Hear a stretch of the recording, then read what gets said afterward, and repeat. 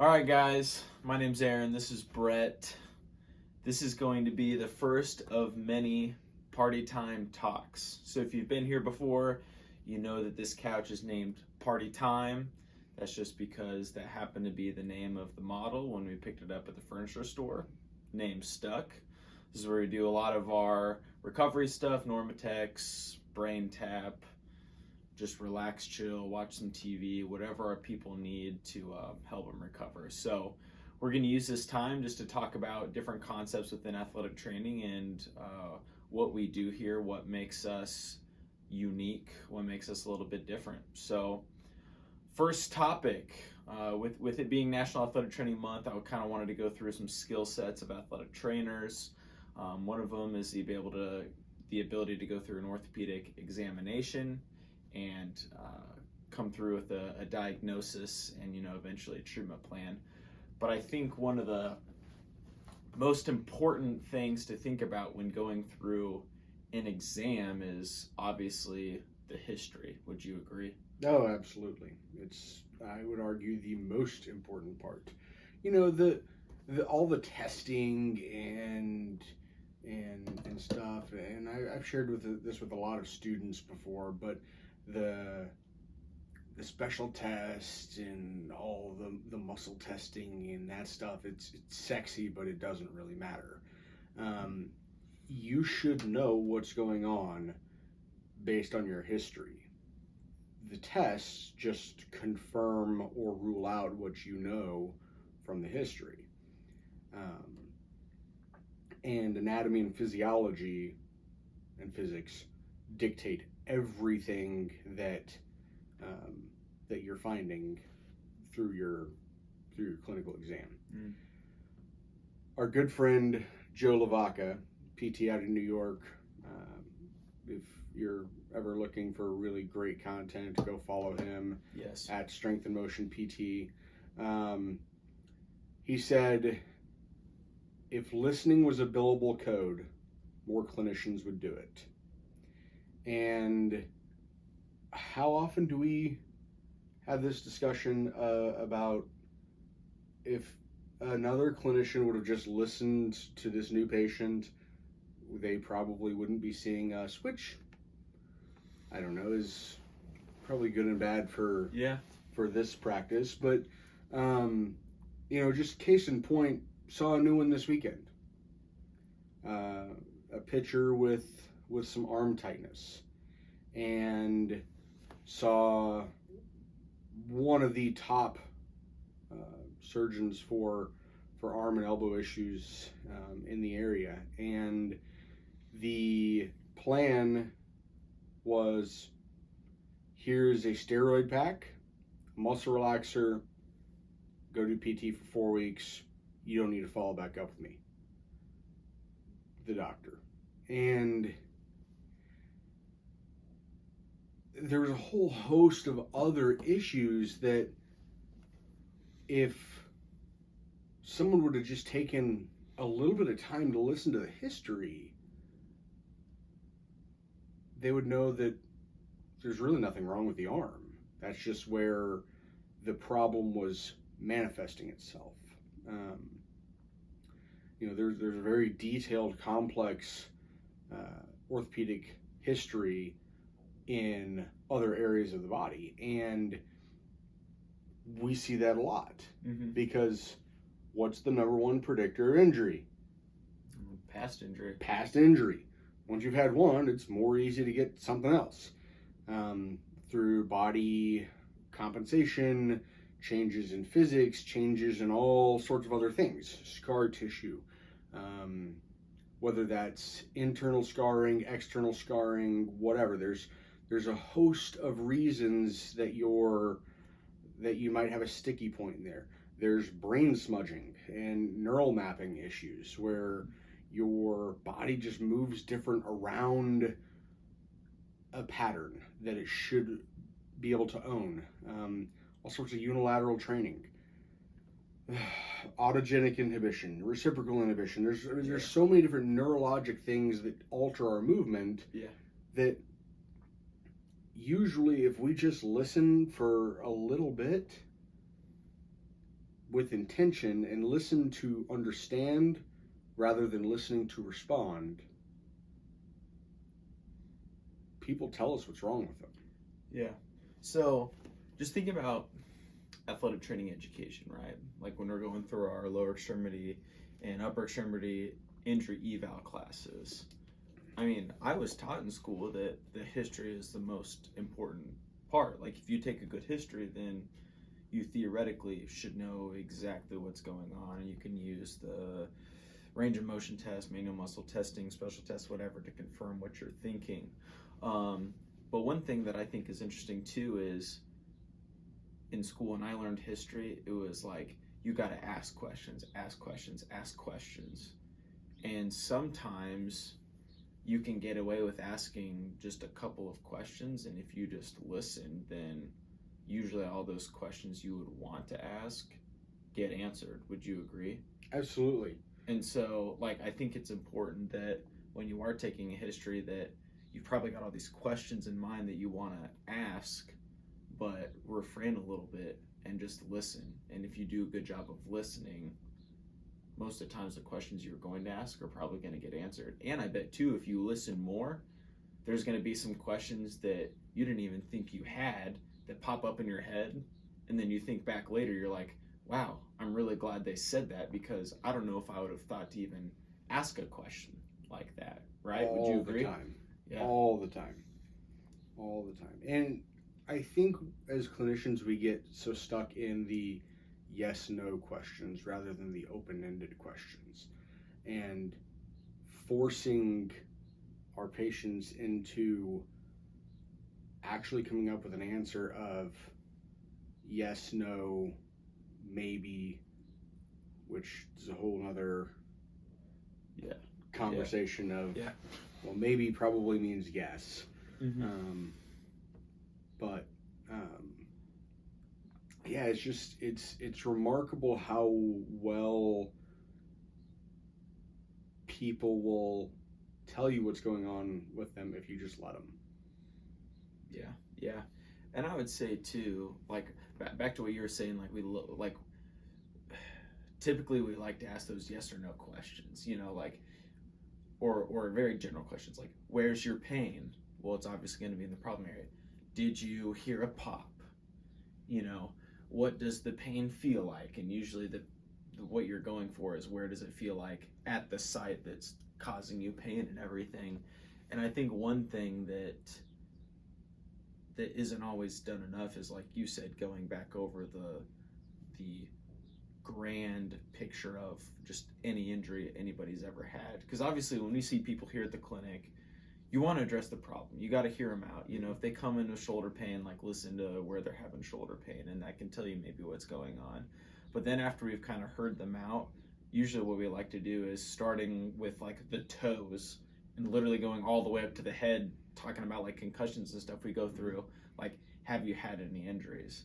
And also I think the interesting thing is, people may not be like, oh, I haven't had an injury, but you got to think about how they define an injury. Most of the times they think like, if they've been injured, then they've had to take time off of their sport, or had to get a cast, had to get surgery, whatever. But I think when we're going through things like a stubbed toe 3 weeks before their shoulder pain started could be something that's contributing to their factor. A past surgery, like that one kid you were just talking about, you were saying like, oh, by the way, he had an ankle surgery, a massive ankle surgery a year ago. It's like, yeah, no wonder his arm is bothering him. That could play into it. And like one common thing too is, like, you get to, especially male athletes, you get to like the hips and back, like any injuries there. Some of them maybe had hip flexor strains or whatever, and then they're like, other than that I'm fine. And then you ask them like, have you ever had like low back soreness or tightness? Oh, now that you mention, actually, yeah.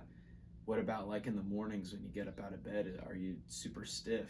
Or like after a very hard, long workout, where are you feeling most of your soreness at and everything? And that can kind of tell you a little bit too about what's going on. So I think we like to get caught up in the range of motion, manual muscle testing, special tests, all that. But if you just listen, and look at everything as a whole, usually that'll guide you kind of to what's going on. And there's all sorts of like classic terms for it, right? Like where it is, it ain't is a classic one, you know, like where the true problem is probably not where you think it is. I mean, sometimes it is, but Sure. usually not. Criminals don't cry out, victims do. Yeah, that's the other one, right? Like if you've got something that's causing an issue, like a super tight, painful low back, like that's the victim, right, crying out. But the criminal may be a super tight anterior chain or something of the nature like that. And so here I would like to say we do a pretty good job of really just trying to get to like understand the client, what's going on with them, and what are some other things that may be contributing to that. Sure.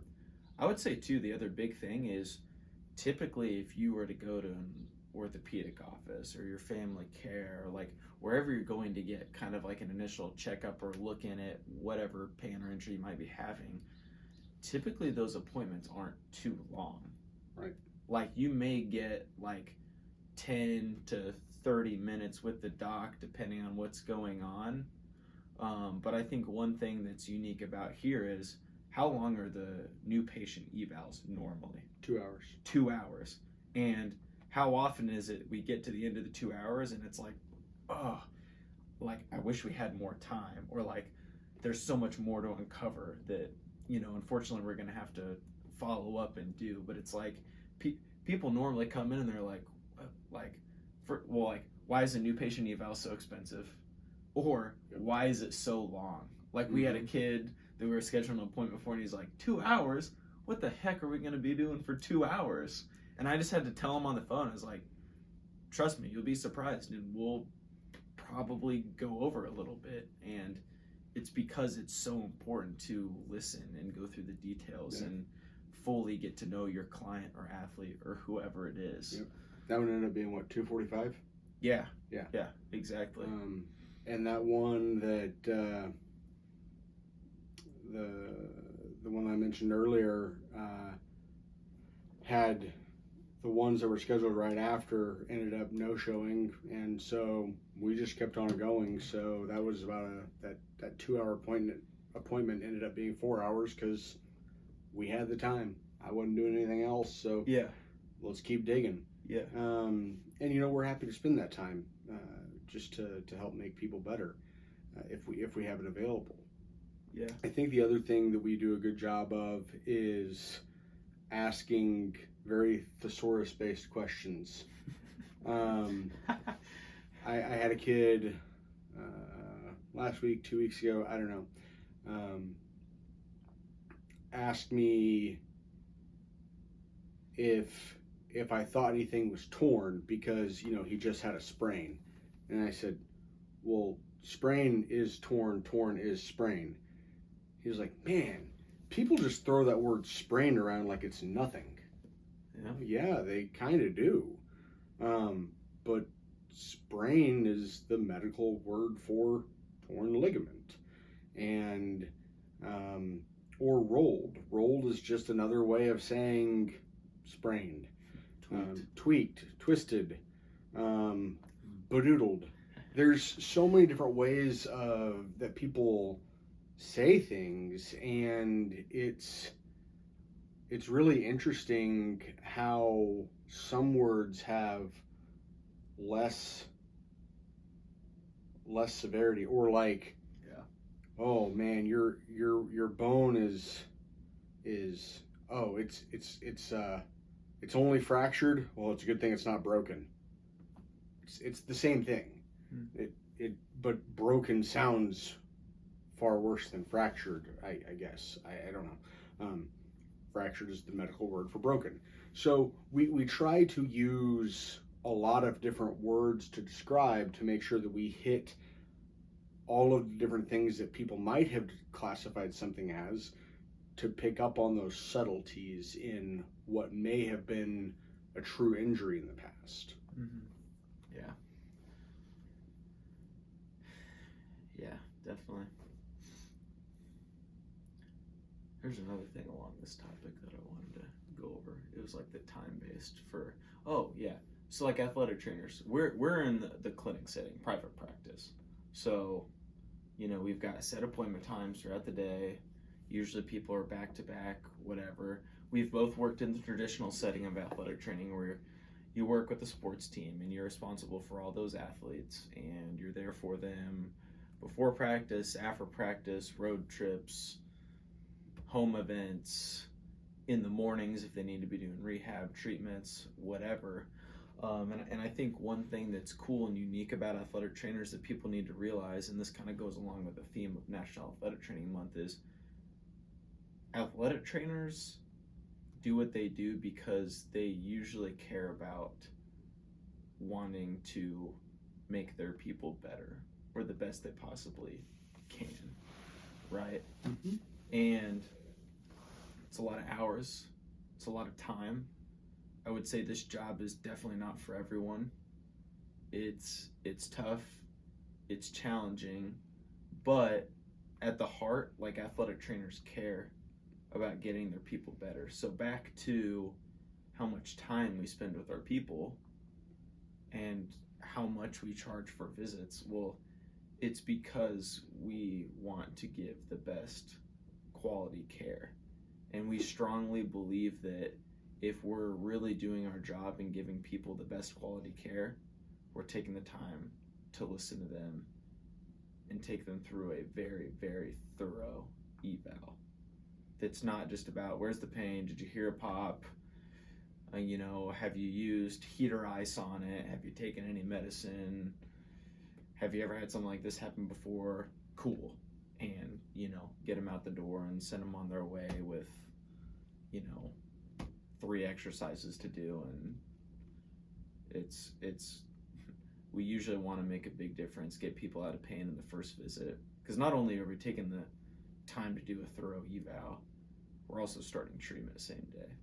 Absolutely. Because in my mind, it's frustrating, and people normally don't like spending the money to go to an appointment, a visit, and get told maybe what's wrong or what's the issue, and then leaving there without a plan or anything to be done to give them relief. And I used to work in the orthopedic setting as well as a clinical athletic trainer, and I mean, there'd be so many people coming to stories where they'd get their diagnosis, which was great. That's kind of what they came to the doctor for, to get the doctor's expertise because they're highly trained in whatever area. But then it was like, okay, so what do I do now? And it's like, oh, well, just take this medicine and reach out in 2 or 3 weeks, see how you're feeling. Or just go to PT and we'll follow up in 6 weeks. Or, well, there's really not too much you can do until you get the MRI, and then off the MRI we can tell you kind of what's going on. So it can be frustrating sometimes to not only get an answer, but have a thorough plan of attack, and then also get relief from the same visit. Because people come here usually for one reason: something's wrong, right? And they're paying lots of money to get that taken care of. And so what's the best way to do that? Taking the time, listening, making sure they understand their injury, what's going on. Like, education is huge. And you can't educate someone thoroughly in 10 minutes. No. You have to take the time to do that.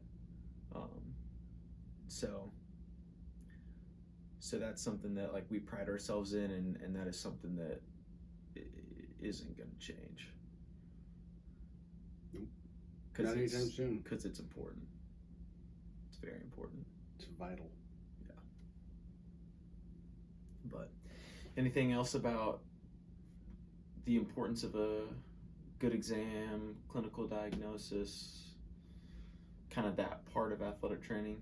I think we covered a lot of good things. Obviously, there's certain topics we could talk for hours and we hours could talk about it for another 4 hours if we really wanted to, because there's so many different nuances and intricacies within the various exams and various different patient types. But I think that hones in on the general idea of, if listening was a billable code, then more clinicians would do it. And just reminding everyone that we do our best to take the time to listen and listen to what your body tells us, listen to what you tell us about your body, and try to figure out what the root of the issue is. Yeah. And last thing, I just thought of this. In order to listen well, would you say that part of listening well comes with taking the time to? Like, can you listen well in only 5 or 10 minutes with someone dealing with an injury? No. Nope. Not even a little bit. The time has to be there. You have to take the time. In order to be a good listener, you have to be patient and take the time with it. Yeah, because you have to have 5 to 10 minutes just to establish enough of a rapport and level of trust with the clinician to be able to talk and freely and have them listen. Yeah. So.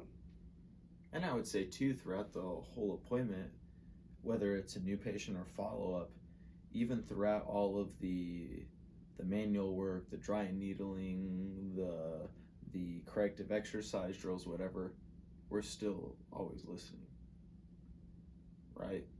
Like if you're doing a treatment on someone and they're like, ooh, that hurts, or ooh, wow, that actually felt good, or they're doing a drill and they're like, I can't do this, or this hurts, or whoa, I've never felt this like range of motion before, or this muscle activate before. Like you've always got to be listening. You have to always have the mindset to listen well. Good talk. Cool. Well, party time talk number 1. And look forward to having some more.